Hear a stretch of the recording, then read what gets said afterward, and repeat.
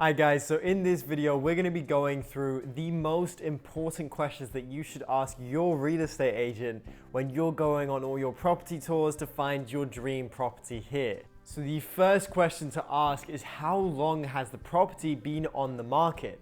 Now it's important to know the answer to this question, and the reason is if the property has been on the market for a couple of years now, the seller may be asking for too high of an asking price and it doesn't make sense in the current market conditions. So you may not be getting the best deal on the property.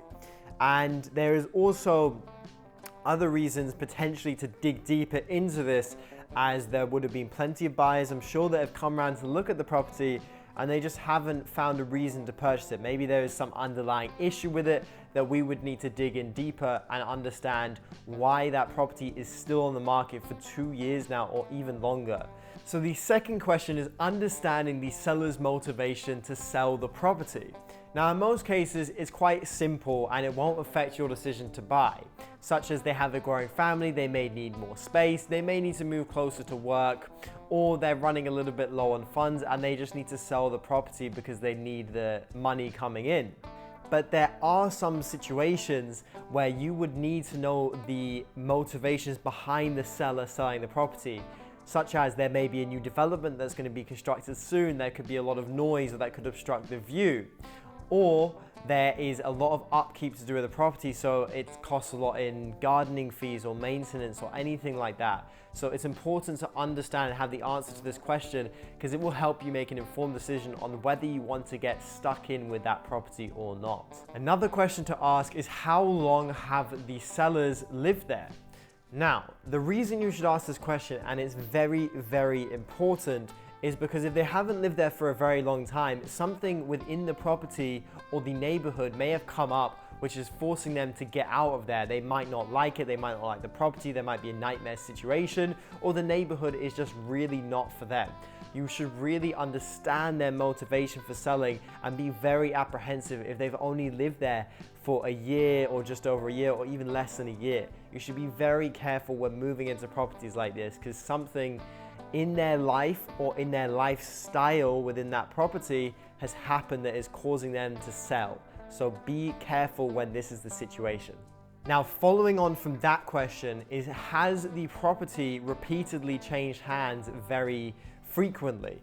Now, this is another indicator that something is wrong with the property or the neighborhood if it has changed hands quickly. So if people are only living there for a couple of years at a time, then you should be careful of this kind of property, because there is probably something going wrong with it and there's an issue that is coming up which is forcing them to move out or sell, whether that be with the property or the neighborhood, but be very apprehensive in those situations.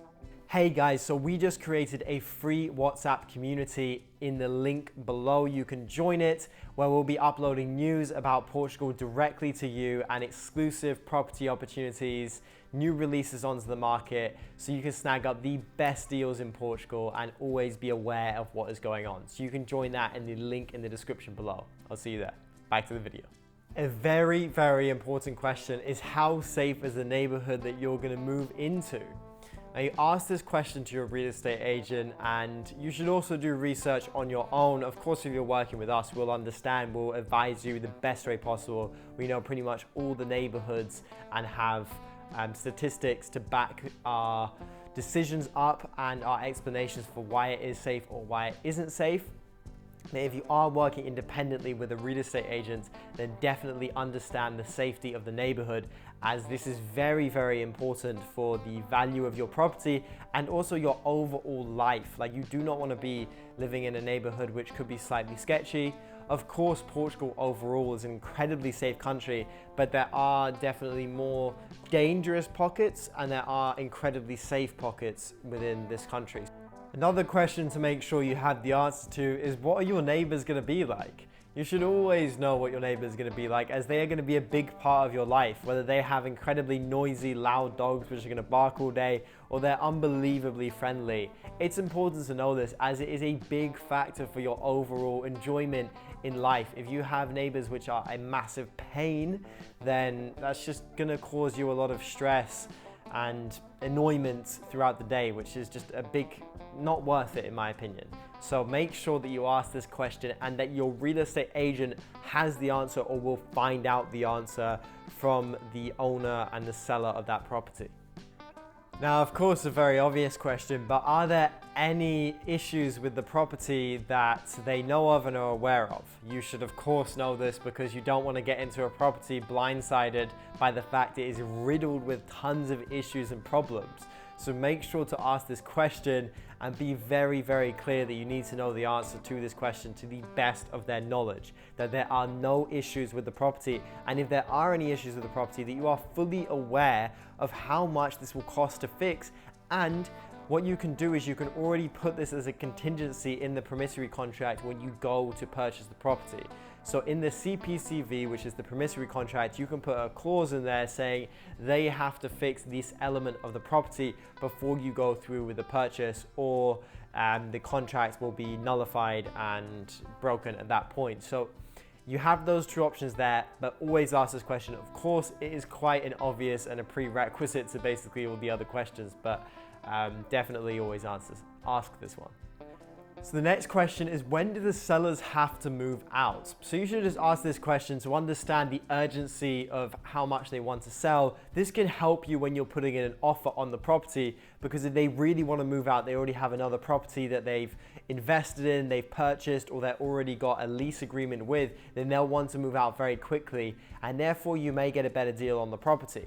But if they are slower, they're not so bothered about moving out, and they haven't found another property, they may request to stay in the property for an additional 6 months.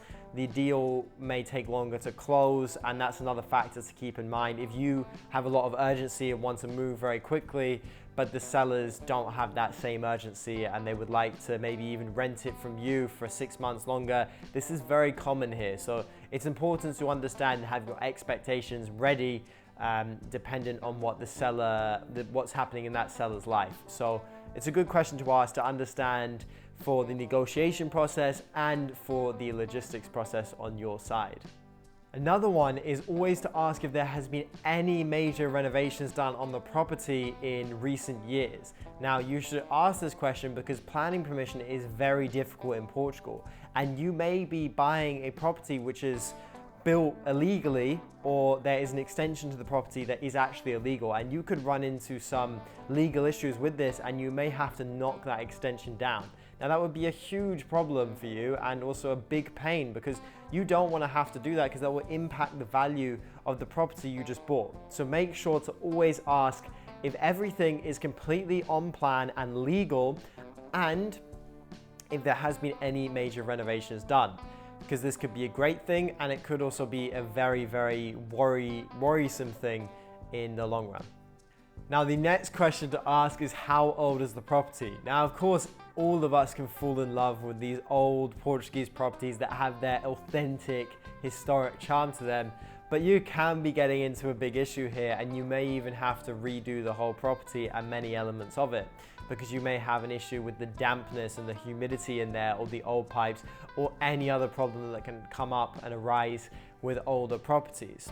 So if you do fall in love with an older property, just make sure and have a property inspector potentially even come round, making sure everything is going to be okay, because you typically do get higher monthly expenditures because they're less efficient, these older properties. So definitely another thing to keep in mind. They are beautiful, they have their charm, but they can be riddled with issues as well.